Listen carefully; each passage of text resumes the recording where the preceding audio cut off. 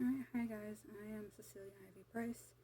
Today I want to do a kind of quick, hopefully-ish, book comparison between some books that I've been reading to try to help me with getting my art business up and running. That's my computer doing maintenance.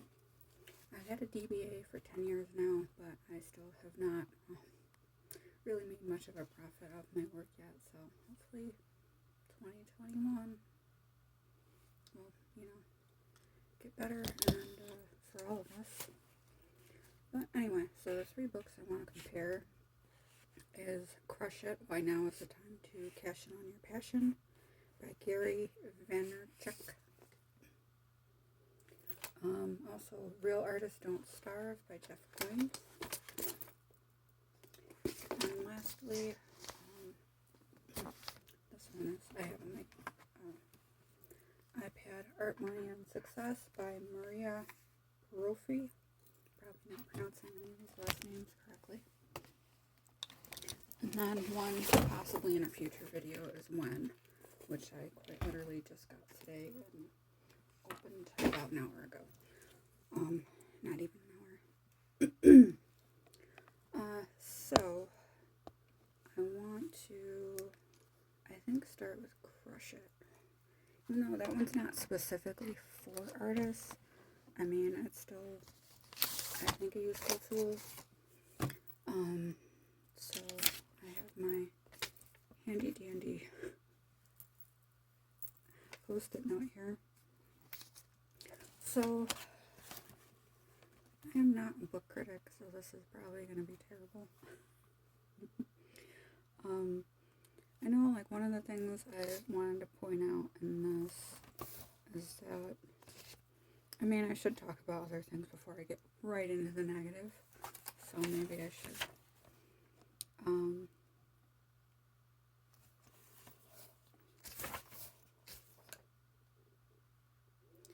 So basically it talks about, one of the things it starts with is social media and how to use your passion with social media to help get further, which, I mean, is obviously very important these days, but even, I just want to see when this was written, because I know it's not like new. 2009, so it's more than 10 years old. So, I mean, Twitch and stuff like that didn't exist when this book came out. But I mean, a lot of what it talks about is how important that is, and, things like not letting your emotions lead you in your business, as far as, making big calls just based on emotion and not on, really thinking about it and doing research behind it. Like market research, walking around a show, seeing what everyone else is selling, then adjusting his prices there on the spot to compete, which is, I mean, it's smart. I'm not going to say it's not.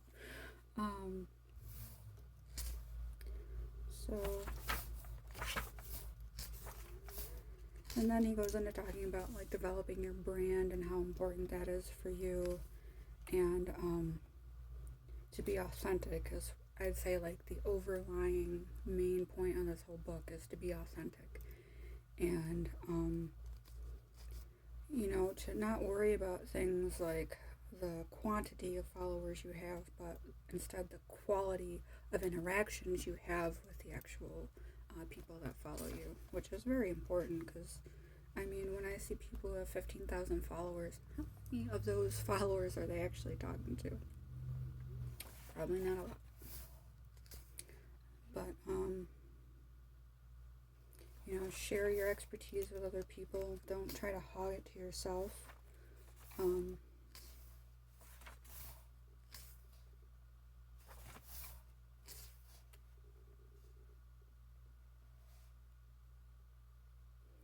So, you know, like I said, he talks a lot about being authentic and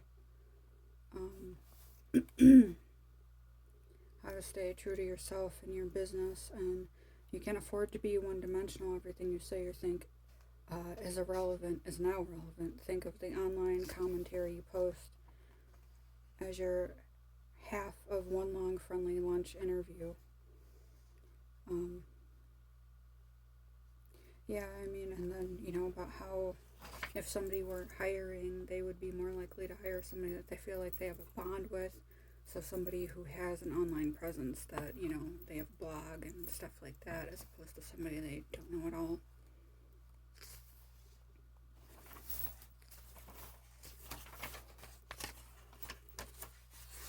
Should have been better about my post-it placement. Telling stories. Talks about how underrated telling stories is. I'm sorry. This only happens when I'm doing a video. I shouldn't say only, but 10 times more likely to lose my voice. And I'm not even like yelling.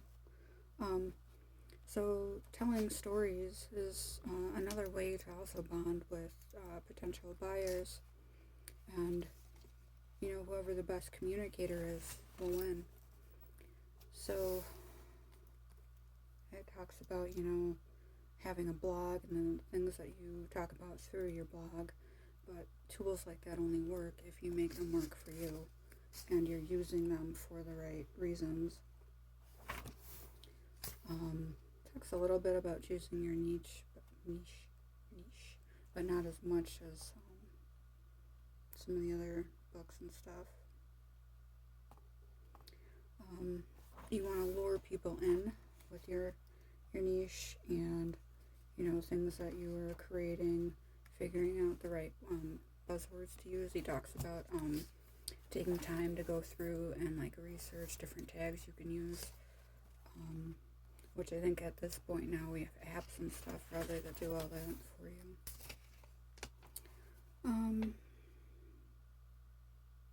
Talks about the difference between a website and a blog, as your website's for communicating logistics and facilitating sales, where your blog is about communicating the essence of your brand. And then if you had a podcast, you can discuss your thoughts on current trends and interview people. I actually interview people through like my website. I did kind of have a newsletter, but I don't always keep up with that. And I don't have a whole lot of subscribers, so I've considered possibly trying to do a podcast, because I know that's popular right now. I don't really have the money for microphones and stuff. Not everybody at home is set up for that, so, I mean, I don't know. Let me know what you think in the comments.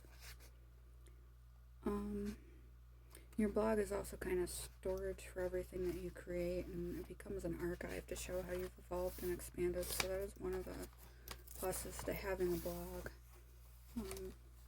Okay, so the negatives that I don't like about this book. So he says, assuming you're doing this right, you'll be bleeding out of your eyeballs at your computer. Your new boss had better be a slave driver, which is you, because you're self-employed. And then on the other page, otherwise you will be in front of your computer until 9 or 3 a.m. every night. Expect this to be all-consuming. So basically, he says above here, if you're being serious about building your personal brand, there will be no time for like playing video games. You will not be stressed or tired. You're going to be relaxed and invigorated. I challenge that, because I feel like if you are up till 3 a.m. bleeding on your eyeballs at your computer, you're not really going to be excited and happy. I mean, I like art, but if I spent all day, every day, just, you know, replying to emails about art, that's not exciting for me, you know. Talks about patience, which I think on Real Artists Don't Starve, he talks about, you know, patience as well. And, you know, not expecting to have a following immediately, but you're creating a community. So there's a lot about creating a community and how do you, you know, contact anyone who might have an interest in what you're doing. and make sure you're responding to the people that respond to you. And it's a never-ending part of business, which is definitely true. Comment on every post, tweet, whatever, that somebody takes the time to comment on yours. Make sure you take the time to reply to their comment. Sometimes there's subtle things that you can do. Like he has like a chalkboard behind him when he does his episodes, and there's like a coded message on there that's like a joke for people. So I think having a shtick like that, that can be useful. I'm not really sure I have anything. I mean, I feel like my work itself is, kind of special on its own. So, include your call to action buttons on your website, join me, on Twitter and all that stuff. Again, the intensity of your community engagement is interaction with you. It's about quality of the conversation as it is about revealing. At this point, the quality of the conversation is much more revealing than the number of people having it. Make the world listen and care about what you do. Every time you see a new platform, you should probably jump on that bandwagon. Thinking about doing TikTok. I don't know. What do you guys think? Do you like TikTok? I feel like it's also important that not to burn yourself out, because like Jeremy Lemkin and I were talking about, being on different platforms, and it's like trying to keep up with all of them and update them and all of that. It's just so easy to be bogged down.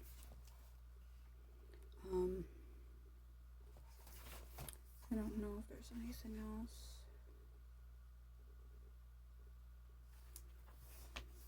Important in here. He talks about like affiliate links and stuff like that, which has completely changed and even more relevant, I would say, these days, but I'm not quite there yet, so that doesn't really matter to me at this point. He kind of finishes on thinking about what you're doing as a legacy and how you're gonna leave your artwork behind and stuff like that. That's passion for whatever you do, but I think I covered most of my be authentic, choose your platform. One of the things he does, and I pretty much do, is I only do one take. I don't really go back and re-edit. If it were like completely awful, like I realized, sorry for just looking at the time, that I completely, like, if the mic went out for some reason, then maybe I would try to redo it, but I don't really have a script. I have a few words on here, but not that much. Free talks, I don't know how I feel about that, because at the same time, it's also, hypocritical, because he talks about, what the hell did he say? He said, like, not to, hog all your information, be willing to talk to people about stuff, and, not be the type of person that's like, oh, well, if you give me money, then I'll tell you how to do this. But then, so he thinks that you should also do free talks, but, at the same time, working for free, you're not really building up a business, so, I don't know. I would say, maybe I'm the one being hypocritical, because I think the one that says don't work for free might be this book. And the last thing was being a reactionary business, which they also talk about in this book, which is Real Artists Don't Starve by Jeff Goins. I'm going to try and move quick, because I think I've only got 30 minutes. So the rules of a starving artist, which is being a starving artist is a myth.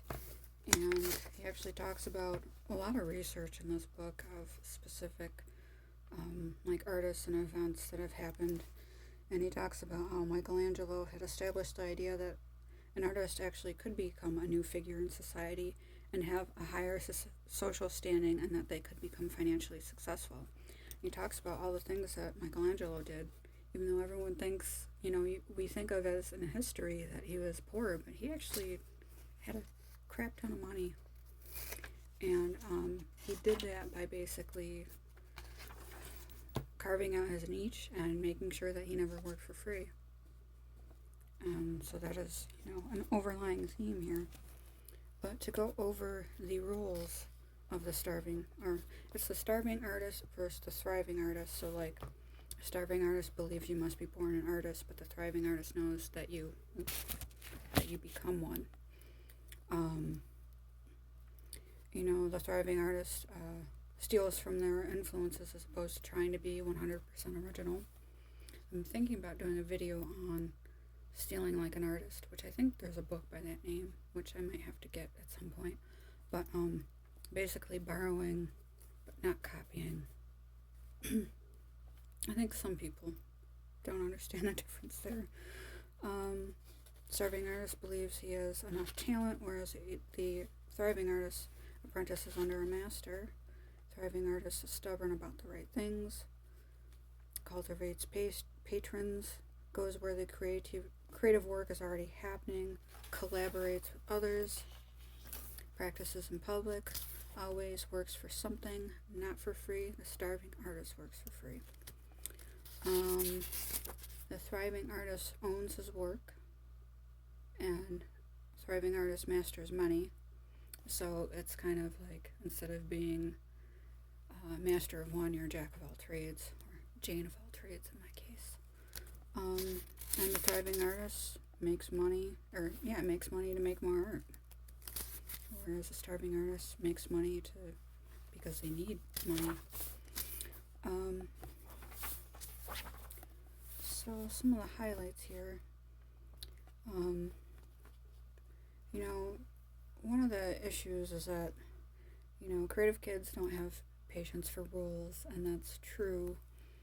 I struggled in school with all kinds of rules. And as he states in the book, if you aren't willing to be a little deviant, then it's harder to be creative. Sometimes it pays to break the rules. So I think going to school for art has kind of hindered my creative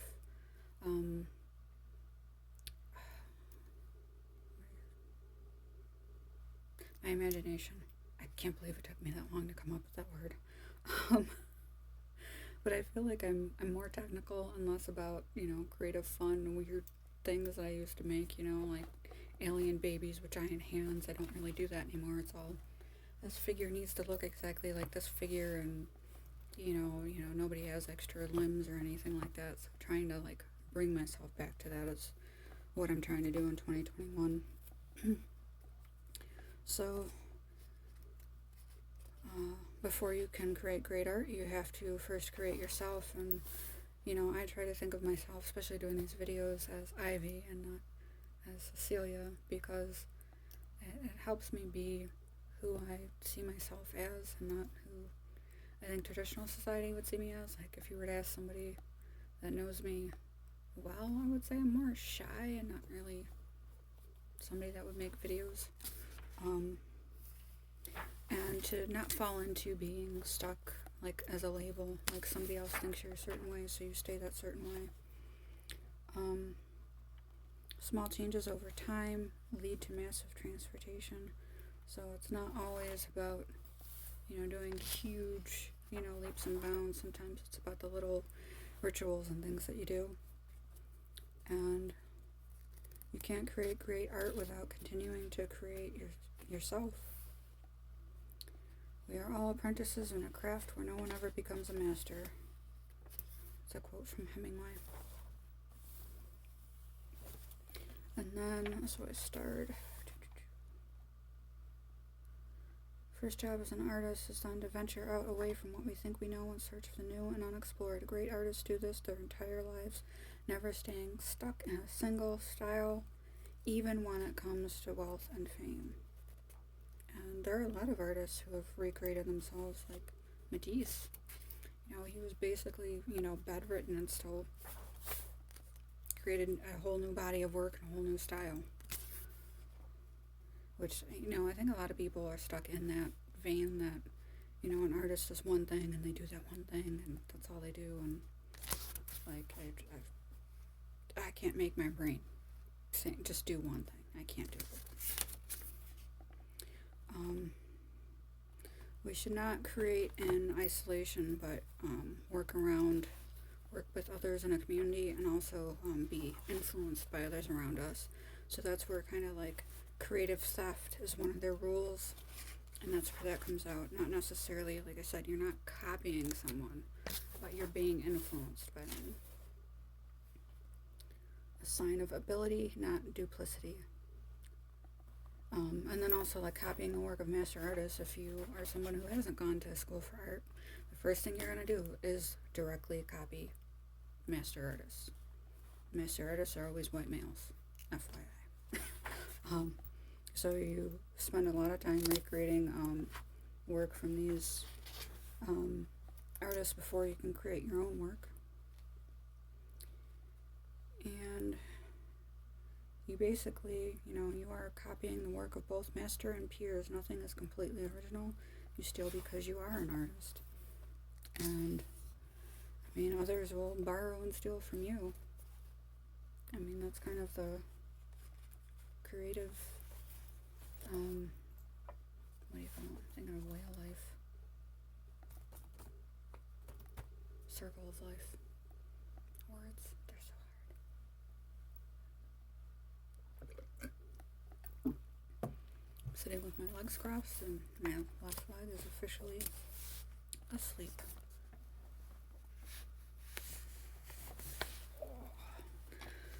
Alright. So, once you have mastered the form, you bring those influences together in a new way to curate before you create. So basically you are recreating yourself. So it's not stealing to recreate the same thing and put it out as your own. It's, stealing to make something new, make a new version of your work. And also to stay up with the times, like you can get stale trying to do, the same thing for 40 years or however long you're an artist. Remain humble. No amount of natural ability can compete with diligent practice. So a lot of what I've read in some of these books is to, treat your art as a business and make sure you have a set schedule, which is something I'm really struggling with. I've completed a calendar, and I'll be damned if I stick with that calendar after I took all the time to make this thing.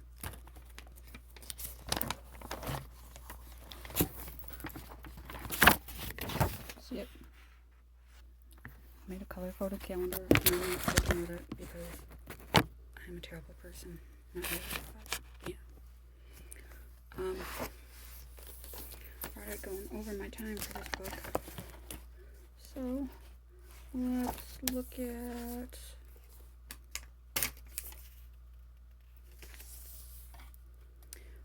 so I talked about it being a myth. Walk away from yourself, which is kind of like, walk away from the person that you are now if that is not who you want to be, and recreate yourself.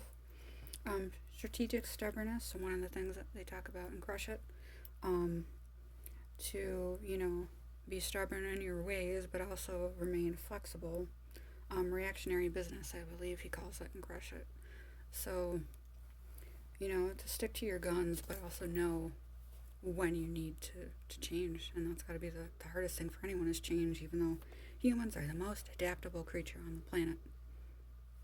Although we, for some reason, really struggle with change, which hence me and my schedule. Patrons need artists. Oh yeah, will I get through that section?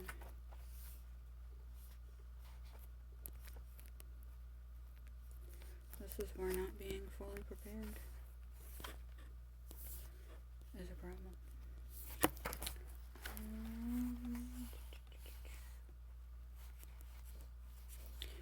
Basically it talks about, again, that's more of the circle of life as an artist. Patrons need you as much as you need them. People need, work to enjoy, or they need designs for their business. And there's all kinds of reasons why patrons need you, even though, in this day and age and in this society, we try to act like creative people aren't worth what they ask for, as far as what they want to make off their work. Even though, people never go to the doctor. I shouldn't say never, but, what are the chances that if your doctor sends you a bill for $50, you're going to be like, no, how dare you? You're more likely to argue with an artist, even though they probably spent just as much on, going to school and all that. They still have bills to pay, they still have rent. But people don't treat it like that. Ooh. I'm right now, aren't I? Okay, I have about 5 minutes to get through this.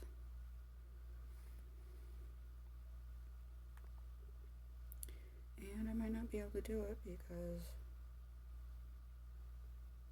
Okay.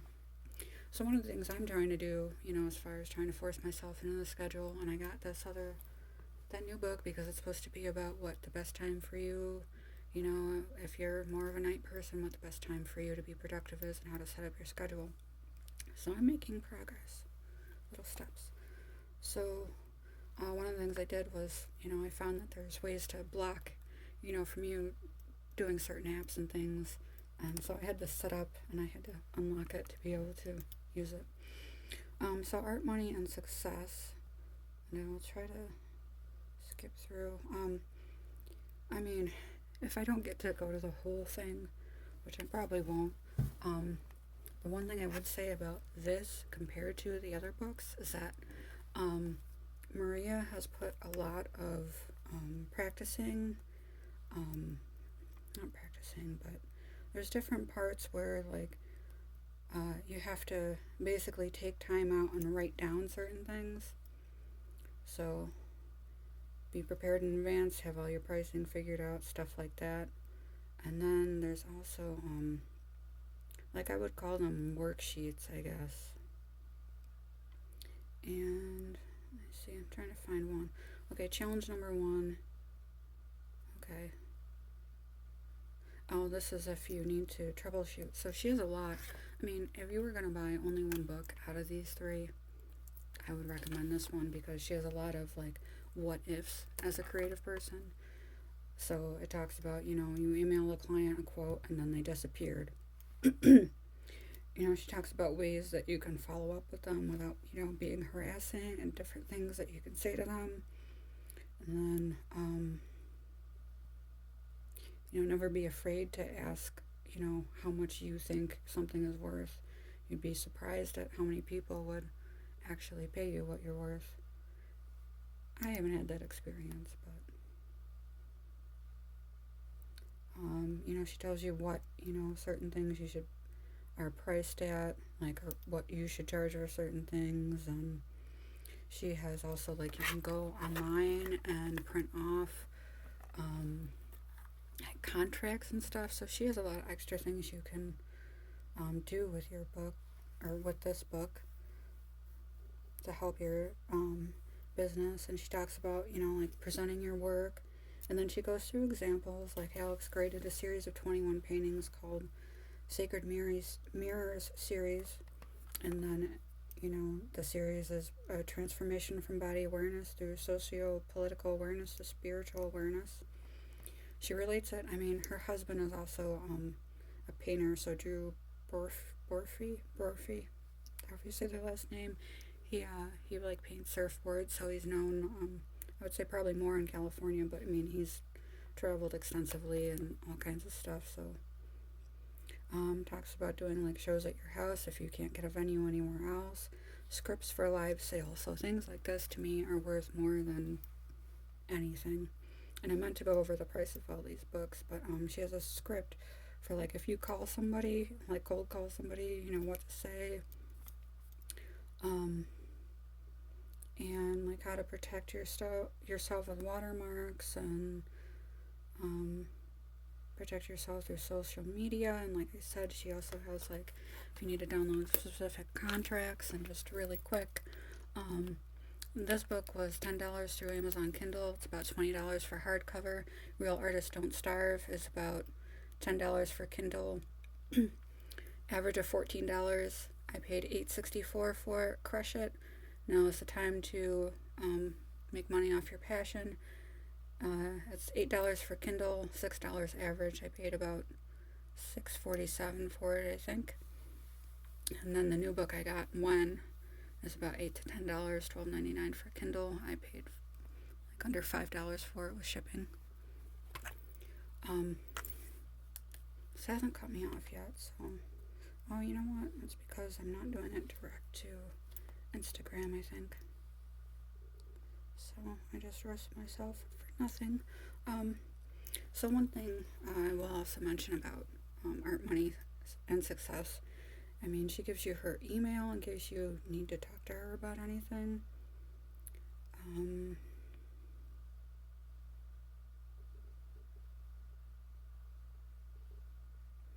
You know, if you have a job, once you leave it, that's when your life will begin. And